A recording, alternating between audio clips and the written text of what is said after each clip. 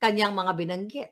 Number 1, umamin siya na siya ay abogado. Balikan natin yung una, di ba? Abogado ni Imelda Marcos.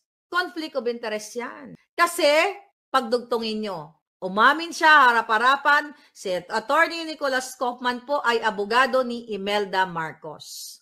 Although sinasabi niya na 13 years ago pa yan, pero magtataka ka, bakit siya ay gustong magpa-meet and greet kay Marcos Jr. para 100% makalaya na ang Pangulong Duterte. Conflict of interest yan. Pag-uusapan namin yan ni Spokes Harry Roque, mga kababayan. Bakit? Hindi natin alam kung ano yung mga pag-uusap nila ng mga Marcos, okay?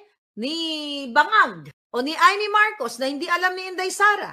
Kasi abogado siya, umamin na siya eh. Baka ang interest ng mga Marcos ang kanyang isusulong imbis na interest ni Pangulong Duterte. Hindi natin alam, baka mamaya may offer sa kanya o pinangakuan siya o hindi natin alam. Kasi magkakilala sila, di ba?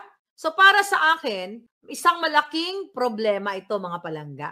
Dahil ang pag-amin niya na siya, o sinabi niya, alam naman doon ni Pangulong Duterte, di ba? Dahil si Marcos Jr. ang nagpadukot kay Pangulong Duterte and si